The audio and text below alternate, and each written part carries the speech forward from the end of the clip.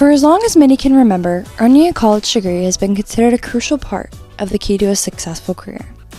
Viewed as helping to unlock the American dream that if anyone simply works hard enough, they can achieve a better life through determination and perseverance alone. Looked at as a way to financial security and a ticket to social respect, a college degree has been where society pushes all high school students towards. In today's world, as college graduates are quickly discovering, that idea has begun to crumble. The illusion of success backed by a college degree quickly fading away as something only previous generations will have gotten to touch. Among the many reasons for this shift, skyrocketing tuition prices against unmoving wages, graduates across the country are finding themselves without jobs and drowning in student debt, disillusioned with the path they thought would ensure the success of generations past. While there are still many benefits to reap from the higher education system, it's no longer something that can be considered a guaranteed path to health, wealth, and certainly not happiness. In this video, I will argue the assumption that obtaining a college degree guarantees a stable, meaningful employment is no longer accurate, and by continuing to perpetuate it, students will be misled, burdened with debt, and set up for disappointment, and furthermore, that we must embrace offering alternative pathways for students to reimagine what success can look like after high school and in a profession. College degrees posing as a reliable stepping stone to a stable and well-paying career has been a solid assumption for much of the 20th century, but today it's turned into just that, posing. Present day, more college graduates than ever before are finding themselves unable to work post-graduation and are often stuck working jobs that never required a degree in the first place. In their article, "The Value of a College Degree is Diminishing Over Time, How Valuable is a College Degree?" Vedder argues that this is an issue of overinvestment and underemployment. Vedder even goes on to state that the labor market is saturated with graduates whose degrees are misaligned with the needs, and now we have many people working below their qualifications in order to survive, leading to extreme workplace dissatisfaction and overall unhappiness. This is a problem for many people, first and foremost for the college graduates, given that their education is on the line, but I would also argue that this is a problem for everyone who is a contributing member of society.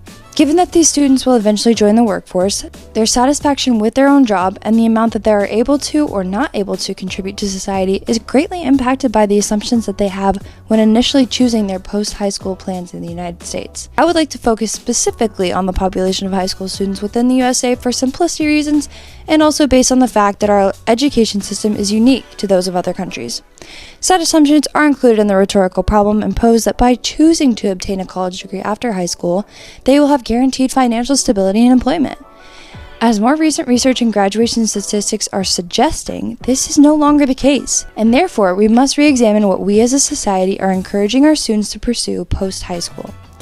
There's a lot on the line with this problem, both financially and when considering the happiness of future generations within the workforce, as well as with the general public who has to interact with these future employees.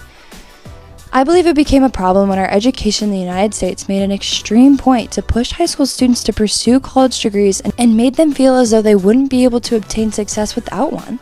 As mentioned above, this is a problem in the United States, as the way we value a college education seems to be unique from other countries. However, this doesn't mean that it's not a problem in other areas of the world. Continuing on with ways in which the illusion of a college degree provides a stable career, we can examine the life of a typical college student and what it takes to be successful in the present day compared to previous generations. In her 2013 article, "Working Your Way Through College Doesn't Add Up for Today's Students," Karen Herzog argues that it is now unrealistic for college students to, quote, work their way through college, end quote, without struggling academically. Given that a study reported the University of Wisconsin students work more than 20 hours per week on average, we can conclude that this amount of time being taken away from time used to do homework or study will have a negative impact on their overall ability to absorb the information that they actually need to be successful in class. Additionally, she suggests that some of the most valuable parts of a college degree are the internships, the labs, or the other non-required activities and networking to make professional connections. But now that time used by previous graduating classes to partake in these activities is being used to work jobs by current students in order to pay for their classes or other necessities, such as rent. All of these new barriers work against the claim that a college degree can guarantee success, and in fact, demonstrate even more barriers that students can face along the way, all while accumulating debt. Speaking financially, the rising costs of tuition and stagnant wages are causing many students to make sacrifices that often cause more damage than they are productive. It should be mentioned, however, that on average, higher education is still linked statistically to higher lifetime earnings. The Census Bureau reports that over a lifetime, bachelor's degree holders can earn an average of $2.1 million compared to high school graduates who will earn an average of $1.2 million. In the short term, though, this can be overlooked by the immediate stress and strain that it places on families and students financially. Countering the higher average earnings, we can see that this data is likely skewed by professions with unusually high earnings in fields such as medicine, technology, and law.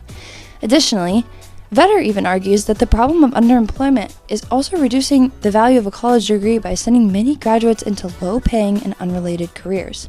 Enrollment rates have surpassed and outpaced the demand of the labor market for jobs that require degrees. Only about 27% of graduates work a job related to their earned degrees. Isn't that crazy? Since we are seeing this happen to so many recent graduates, it's clear now that more people now than ever may have earnings only slightly higher than those in careers that do not require a college degree and of those who did not have to spend the time and money earning one. Porter raises an important point in her 2002 article. Although a bit older, it's still relevant when she explains that the value of a college degree is not just related to what the cost of tuition would be, but also to what the student could have been earning while working full-time or learning another skill outside of college during those 4 years. For some students, the missed work opportunities and time not spent building a career or working towards financial independence can be detrimental and further complicate the notion that a degree is the only investment to guarantee financial success. It should also be noted that this is not just an issue of financial success. It is also one that can lead to feelings of disappointment, burnout, and purposelessness amongst graduates who are aiming for careers in fields they were passionate about. According to Aragon and Bauer's article, Overqualification at Work, a review and synthesis of the literature, workers who end up in jobs they are overqualified for often experience much lower rates of job satisfaction. This heavy emotional toll, along with debt and unchanging wages, leaves graduates feeling like their intentions from earning a college degree dug them into a hole that is seemingly impossible to escape. Given all of the controversy around the failing promise of success and financial security provided by a college degree, I would be remiss not to mention the value that a degree can provide for those students in STEM fields, such as science, technology, engineering, and mathematics. Tessa Baker writes in her analysis titled "The Global Distribution of STEM Graduates, Which Countries Lead the Way?" According to the 2016 World Economics Forum, the United States is in the top 7 countries of the world to produce STEM students. However, this large number is not necessarily representative of the average experience of college students. In fact, STEM students, as they only represent 21% of graduates as of the 2021-2022 school year, there are still many people that choose professions early who ultimately end up unhappy in life because they were pressured into a career that they were ultimately unsure of to begin with in order to make either money or make other people in their lives happy. Now, at this point, we can see that this is an evident and pressing problem and in dire need of a solution in order to realign our graduates with a sense of purpose, fulfillment, and to create a better work culture in the United States. That being said, I do not believe the solution to this lies in abandoning the higher education system altogether, but rather in reassessing the paths that we are pushing our youth to pursue.